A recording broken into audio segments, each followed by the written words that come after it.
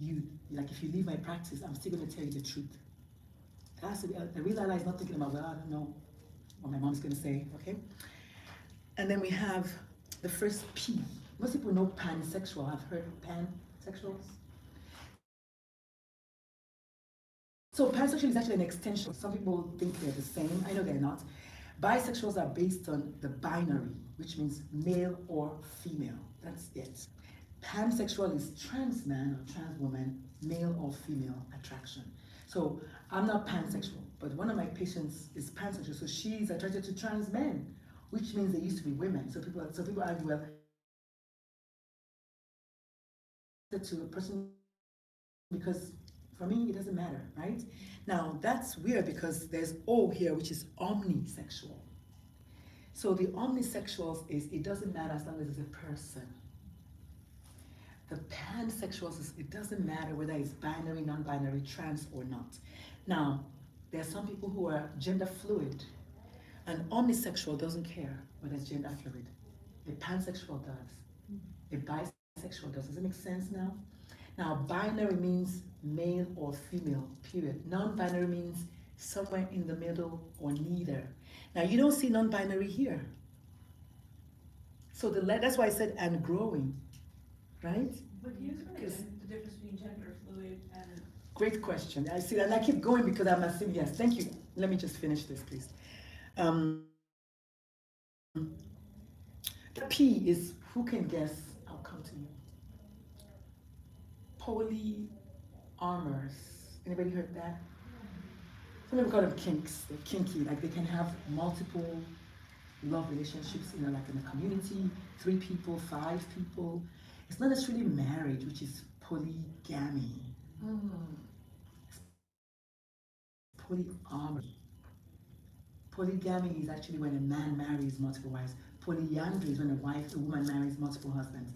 Polyamory is just love, amor, love, okay? So polyamory. 2S is very specific to indigenous people. So the Hawaiians, the Nigerians, the Mayans, I don't know what's the call, Australia, the Aborigines, they are indigenous people. Before the colonial people came, they had a group of people that were sages and teachers and seers and leaders of the community. They had both male and female spirits, which is not transgender, and it's not non-binary. You could argue that it's bigender, which is why I say God is bigender, so God is queer. I say that all the time. If God made me, my God is she, actually, because it takes a woman to create someone like this. Like, I'm a masterpiece. A man cannot figure it out. So my God's pronouns are she, her, hers.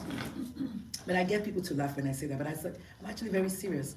I don't think we should look at God in binary. Have you seen what men do? We cannot have a God as all-knowing to be masculine only. He has to have enough of us. So I use they, them, or she, her for God. But yes, so the question was gender fluid. So there's gender fluid. So first of all, let's talk about gender variant. That's the big umbrella for anyone who does not fit in the order. And I think there's one of these that talks about it, so I'll get there. But gender variant is anyone who is neither male nor female in the binary sense of it, which means I'm a full-blooded, hot-blooded Nigerian woman any day. There might be some people who sometimes they feel like they're that person is gender, and some days you're like a woman. I'm cisgendered, which means my gender assigned at birth is incongruent with my gender identity that I feel every day. Okay? So we talk about congruence. All right, Mama, you want to read number 2 for me? Be inclusive. Include non-gender lingo in your forms and records and literature. Include us in your thought processes and verbiage, not only during Pride Month, but every day in every way. So a lot of queer people complain that during the Pride Month, all the companies do Pride Month, but they're queer all year round. It's like Black History Month, they're black all year round. I mean, you know? So this is part of a talk that I teach corporations, a 3-hour big old thing. But one of them is include us in your thoughts. If you're not thinking about them, you're not gonna remember them. And remember, you might be the only one. I had a mom talk to me, earlier today.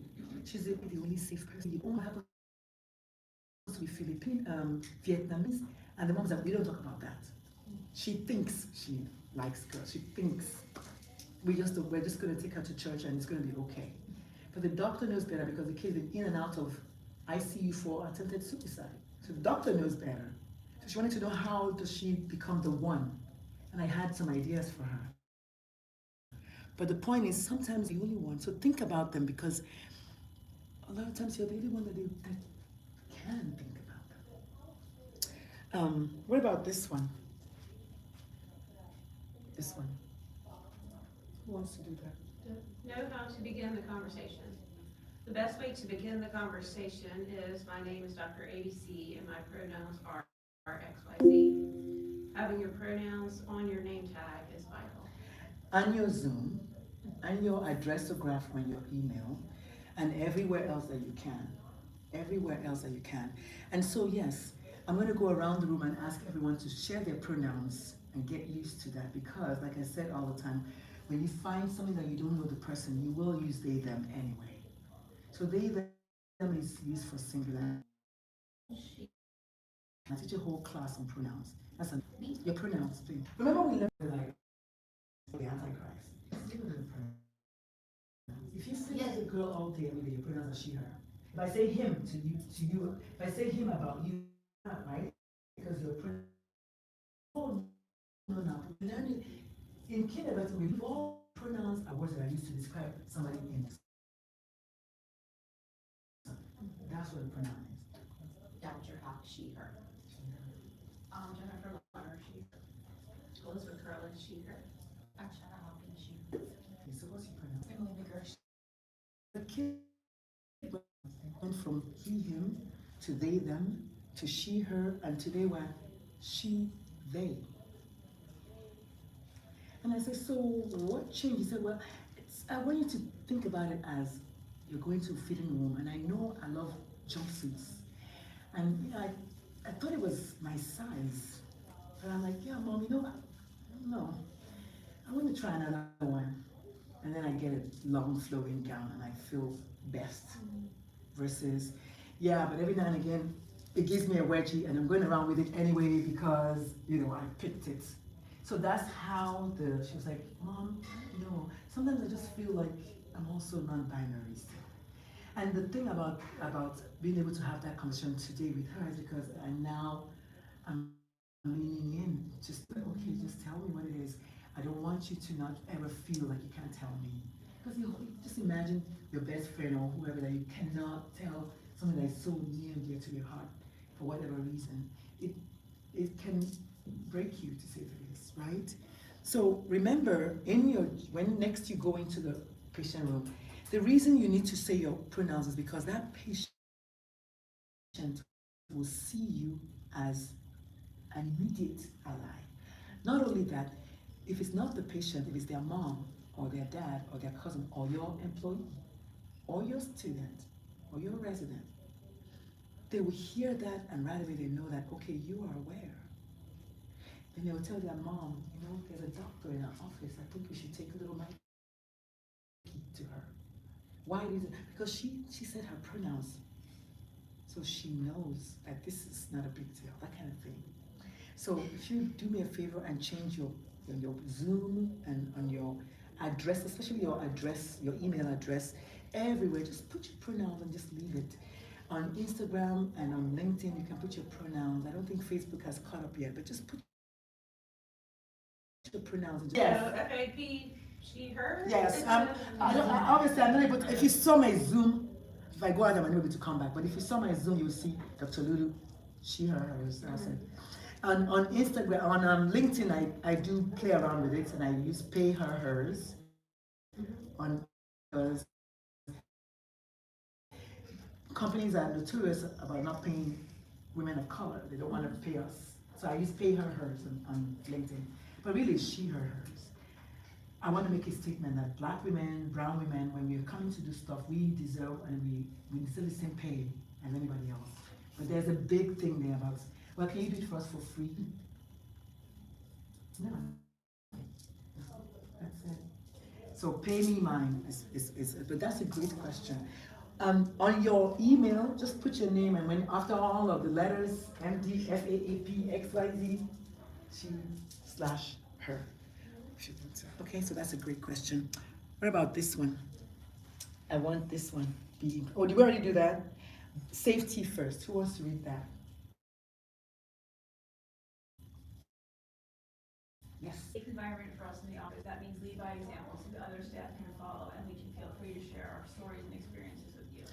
Space, like it's so powerful because the child, oh my God, thank you. Like, you know, last week I met this. It's so powerful. Creating a safe space. I used to light up, right? Of an antidepressant, right? They light up. So, but that starts from you on their way out, them hearing you say something about. So from now on, I want to start using my pronouns. The child's neck will spin just for hearing that. Or put a little safe space sticker. These things. You have 150 for like $5 on Amazon. One so the kids can see. Space stickers, that's what they're called. There's a story about that, but I don't know if I have enough time to tell you. I'll tell you at the end if I have enough time. I want to get to the end of this. But yeah, remind me if we get to the end about the story about my safe space stickers. So let's talk about gender roles. So that's your question, I think. Who wants to do gender roles? Who wants to read that? Gender roles, identity and expression versus sexuality.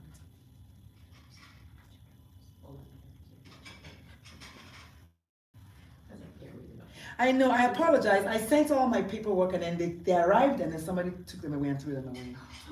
Yes, because they came. And I actually got the little coupons that I put in your little gift bags, but the coupons came with the paperwork. Everybody had their own, so you could all read it. And I think at the end of the thing, I put a little QR code so you can download it and take it with you. So I'll send the QR code to all of y'all. I'll see if I can find it here. So, but let's do gender roles and gender, expression. Gender roles, identity, expression versus sexuality. There is a difference. Gender is essentially. Okay, you know what? Stop there. Do we know the difference between gender role and gender identity and gender expression? Do y'all know the difference between gender identity and expression? Okay, cool. So go ahead then. I'm always making sure that I put stuff that y'all actually need to know. So this is good. So go ahead. There is a difference. Gender is essentially a role we are playing. It comprises of identity and expression. Sexuality is about our attractions. So do we know the difference between that? Does it make sense? Gender identity is, like I said, how I see myself, right? So the word cisgendered means my gender chromosomes and whatever might assign me at birth.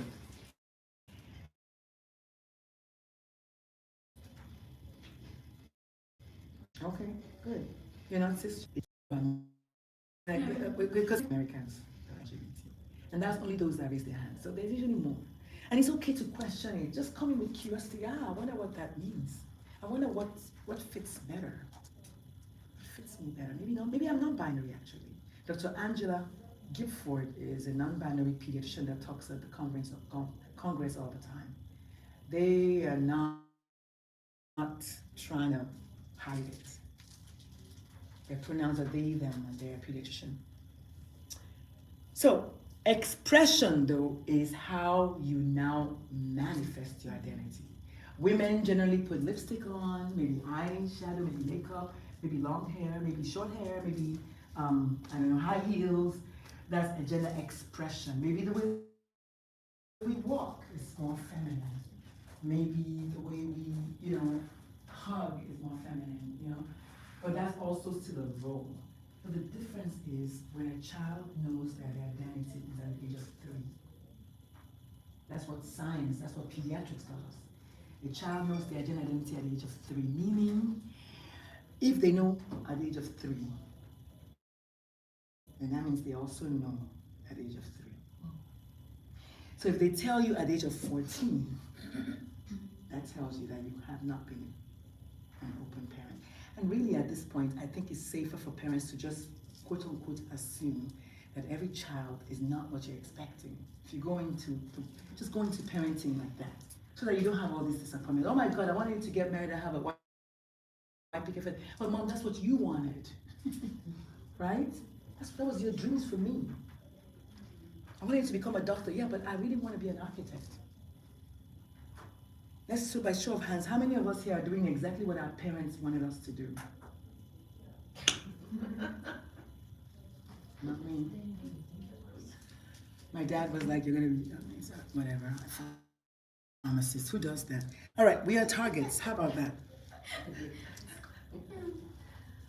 Up to 70 to 90% of LGBTQ plus kids are targets for bullying, there with me. That one? Ostracization, harassment, etc. Especially if we are Black queer, hashtag Black queers, kids, mental health, substance abuse, suicide, homeless, etc. are very common. I put that there because I want you to expand your thoughts. Every time a patient comes in with anxiety, stop and think, maybe they are being bullied, or maybe they are queer. Maybe they are being bullied, or maybe they're queer. There's a video that went viral during the lockdown of this little black boy who told his family members, I think it was 9, and they went live on Facebook and shaved his head and carved gay on the side of his head. And were laughing at him. In Georgia, they took him from the family and put him in foster care. But that's just one black family, honey. That's just the one that we caught the family, right?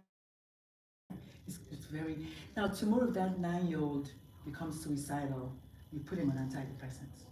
You haven't really asked him what happened, right? Because last week he was a happy 8-year-old. Today he's a suicidal 9-year-old. But the drug companies want you to believe that just treat the depression and just don't worry about that. But if you look at the numbers, if you look at my first TEDx, antidepressant prescription rates have also quadrupled. So that math is not mapping, because trauma is the underlying cause. Substance abuse, homelessness, or houselessness is what they like to call it, is very common. 48% of houseless children, houseless youth are LGBT. That's a lot, that's almost half of them. And again, that's those that raise their hand. Many people don't want to raise their hands, okay? So let's just remember when our kids come in to see us, be thinking, what if the kid is queer? What if that's, and that's where you say, okay, mom, I have to speak with the kid one-on-one. Close the door. My name is Dr. such and such, and my pronouns are. What's happening? Just tell me. I'm not going to tell anyone. I'm your safe space. Come to the eye level. Bring on your voice, your energy. Open and wait. As long as you can. Because the kid is actually all right. She's going to tell my mom. I don't trust her. The last doctor betrayed me. You know, all of those things are also going on there. So then I say, I have nothing. Say, okay, I'm going to wait a few more minutes and let me know. Say, I have nothing, so here's my private cell phone number or whatever. Especially when the child is struggling and has come multiple times and the medicines are not working, because it's not the medicine, right? It's a toxic environment. Just like when people quit their jobs, they don't quit their job, they quit the toxic environment because they're going to go and get another job doing the same thing. Okay, so what about new names? This is a big one in today's world. What's the fuss already? When your sister gets married and changes her name to Mrs. Williams, what name would you use for your sister? New names. Then change to what she married, and he wants to change his name to Mr. Williams. What name would you use for your brother? Mr. Williams. So the funny thing about it is we would do that, but not the child. And I know you thought really long and hard before you picked a name. It's your great grandfather's name. The child. Yeah.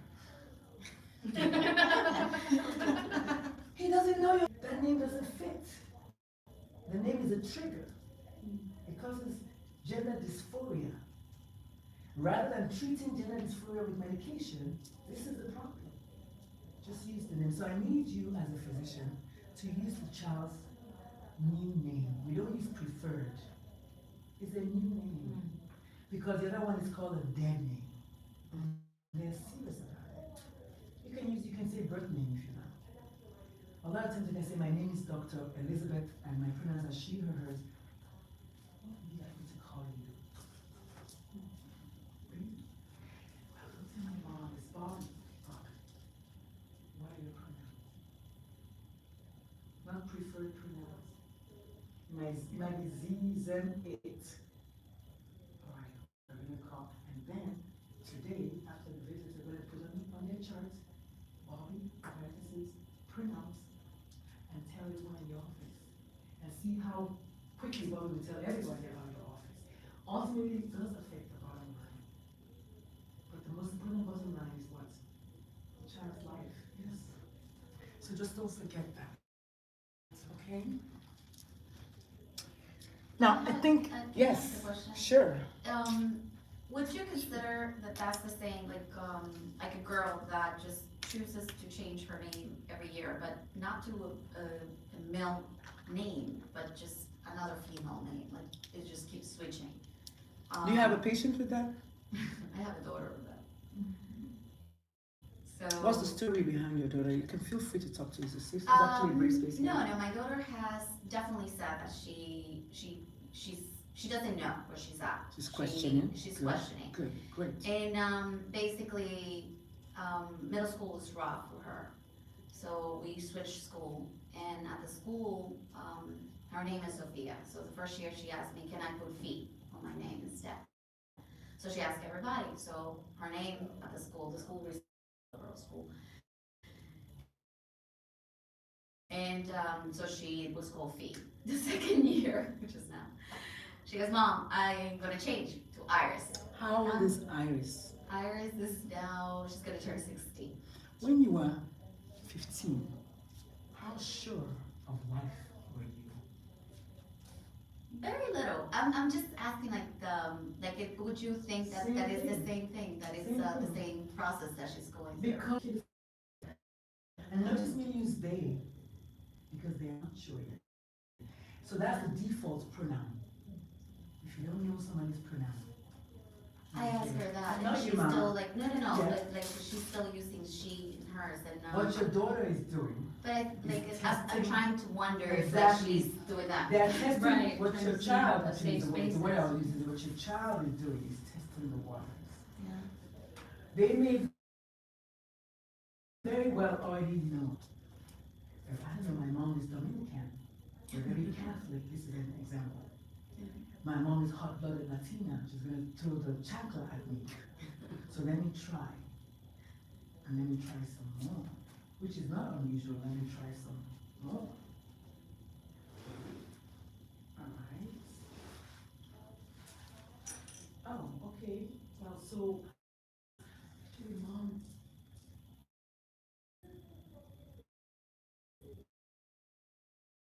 And they don't say I feel like I'm a boy.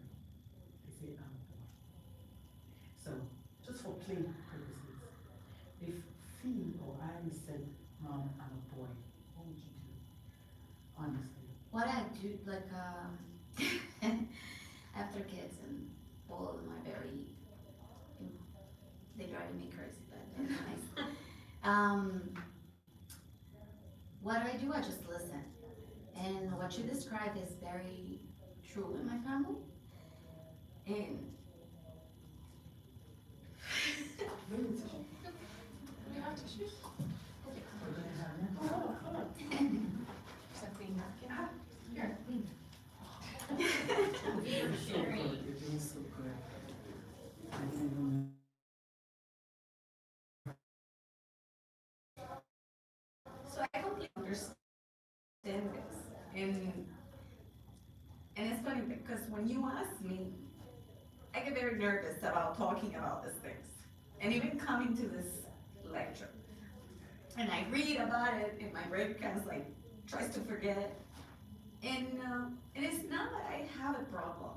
I feel that I'm so afraid that when everybody in my family starts hearing this, and not my family, my husband.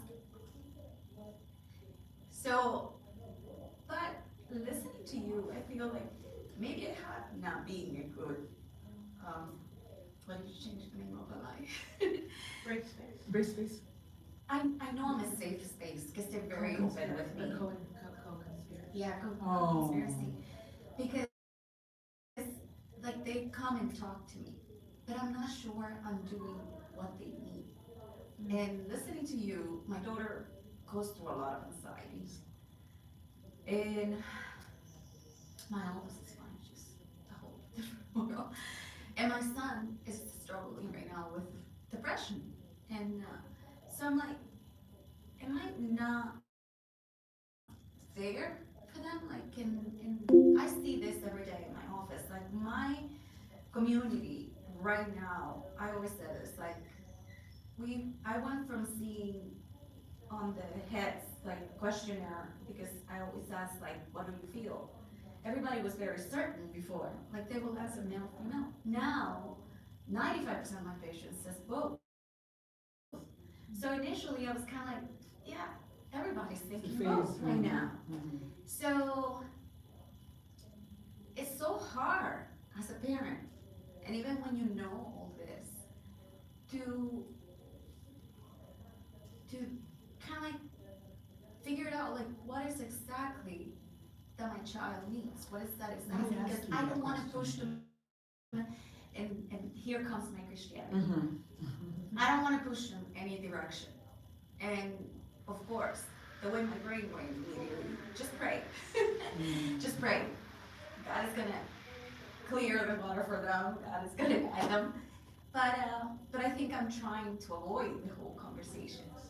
Sorry, I'm using all of your No, please. as a therapist. Yes, you know, as a coach, I will ask you the question. But I really don't know. You know, but what if I tell you that you know? So I'm going to offer you Maybe. that your cave, my coach calls it cave, your cavewoman brain is looking for where to get out right now. Yeah. Oh my God. So, but I want you to sit with her, your cavewoman brain, and tell her that everything is okay in this space today. And about your husband. Because the question that you're asking us actually, who in this room can answer the question that she's asking us? Is there anybody in this room that can answer the question? She can't even answer the question. You know why she can't? Why do you think she can't? Who knows why she can't? Because I'm afraid? Because you're not the person. No. No, it's to Iha. She's the only one that can tell us for sure what she wants from you. Yeah. And so that's why you can be all you want. The best thing to do is to ask your child, how can I help? That's what I said in that room. What can I do to make things better? Because we don't know. Or flip it. If you were your child and your child were you, what would you want from your parent? Let's ask, what would you want from your parent? Marita, come on, my You answer. to listen to me, my whole story. Be there for you means your sexuality is like really it's not. But you know what they say, when you focus on something, it gets bigger. That's why you're getting anxious. And you know the definition of anxiety by Dr. Lulu? Worrying about something that may never happen. And then depression by Dr. Lulu, worrying about something that has already happened. That's depression. Oh my God, I can't believe I didn't do this. Oh my God, I forgot to tell them to buy my book or I've done them. Oh my God, I'm so sad about I should have. That's already happened though. Oh my God, what's my family going to say? What's my husband going to say? Your child just wants you to know. If your child came to you, you have already done most of the work. Because she found you safe. Right? Oh my gosh, the first thing I thought was, Came to you. that's amazing, Yeah. that you created that space. She came to you, Mama. She didn't go to her dad. Or held it in. Or whoever, or held it in and start cutting. Because they have to find a way out. She told you though. That's most of the work. All you gotta do now is just breathe through it. Every day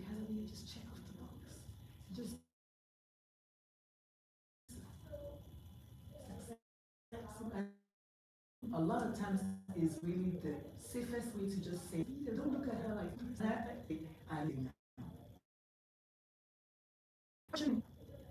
To put her out of her misery or each other. Yes, you did. Mom, you did? He's gonna say, yes! And co-conspirator means don't tell that. That's it. I'm not gonna tell that. Have conversation. What do you think she's co-conspirator means help me tell that. Okay, I'll help you tell that. There's only one person that knows how to get to your husband beside your husband. Co-conspirator means let's go to school and tell the school. Okay, let's go. That's co-conspirator. She'll not see that's why she came to you. And one of the things I tell people is that I assume that every child at this yes, that more kids are coming out because you know what? They're seeing each other. Because maybe we had it wrong. Maybe we, our generation, had it wrong. Because this generation, the Gen Zers, the Gen Alphas, that's the next one by the way. They are so open. When I told my sibling, my other children, they were like, oh yeah, sure, that's fine. I mean, what's the new name? Oh, that's cool. Huh? It's a cool name. I was like, okay. They are. You want to play video games? Yeah, sure. And it's forgotten. And I'm here, oh my God. It's my church. What's the people gonna say? The people are gonna say what they're gonna say anyway. And I say all the time on social media, people who mind don't matter. Ooh, I like that. People who matter will never mind. Okay. I like that. I want that one down. That's it. It's total. And I know you know this gender is, do you feel heard? No. No? Heard? Heard. Do you feel complete? Do you feel like I heard you just now? Do you No. feel heard? No. No? Should I? Not Hurt. Oh, hurt. Hurt. I'm sorry. I'm feeling like it. Like, do you feel like I heard you? Yes, Like I do. like I do. heard you, like I affirmed you. I was understanding. No, No, that's okay. sorry. I don't want to, no, I'm not feeling hurt. Escucha. I'm feeling hurt, yes. Okay. You feel Sorry. heard before I go on. My Come on. brain is going all No, over you're the place. fine. I didn't want to go on if you didn't feel heard. You feel heard? Completely. All right. More Thank than you. I was looking for. Yeah. Thank you. Thank you. How long does it take to grieve? Because I love that question. That's a powerful question. things that are the future for our kids. So here's what we're gonna do, and I hear you, and I'm you, okay? I could also decide to just worry, just keep worrying about what the world is gonna say, what the chicken is gonna say. Again, my child, on the other hand, just wants their mama. They don't care what the world's gonna say, because when they have their mama, they can conquer that world one day at a time. Now, the question you asked me was very important because one of the things that we say is, what did you ask me? This is it. The duration. Oh my God, is she gonna like it? Like, is she gonna critic? And she said, Mom, it's actually pretty good. I'm like, it's really good. There's only one thing. I said, oh, why do you have to say, I understand you need to mourn the loss of the child? She said, why not to celebrate? Okay. Okay. Because finally your child is being themselves. So why not mourning? Finally the child is alive and well and being who they were born to be. And then you're mourning. You're mourning the loss of your own expectations, Mom. I didn't want to be a doctor. I didn't tell you to name me Willis. Something. I ain't asked for that. Okay. Because for the interest of time, health disparities, let's focus on these and your role in perpetuating or alleviating them. That's a whole day's conversation. Health disparities in the LGBT+ community. Everything from anxiety to mental health illness to poverty to sex work, HIV, all of that. Everything is worse in the LGBT community. And add to that the stress and therefore suicide and substance abuse. However, I want to say this, when a child comes to see you, you cannot know their sexuality or gender by just looking at them. You have to ask them first. one, two. When the child comes to see you, I don't know where it is. Oh yeah, this one. Their sexuality and gender is not the only reason they came to see you. So once you know that they're trans, oh my God, the trans patient is here. Oh, no. Oh God. Maybe they just came for a cold, for a refill of their asthma medicine. Okay? Oh my God.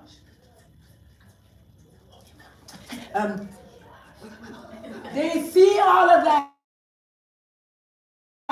Excuse from work.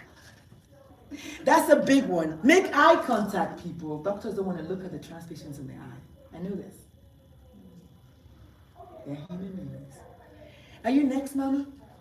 Are you next? Okay. The last one. This one actually is a big one. I think for doctors, this one, we are here, we are just like any other patient, and we need to be treated with respect, compassion, and dignity. The truth is that majority of transgender people are what we call stealth, S-T-E-A-L-T-H. They do not want to transition. They don't want y'all to come on their case, so they remain stealth. If you hear the word stealth, that's what that means. Stealth. If you ever see stealth, know that Dr. Lulu told you that this person is trans but doesn't want to do anything. Just want to be.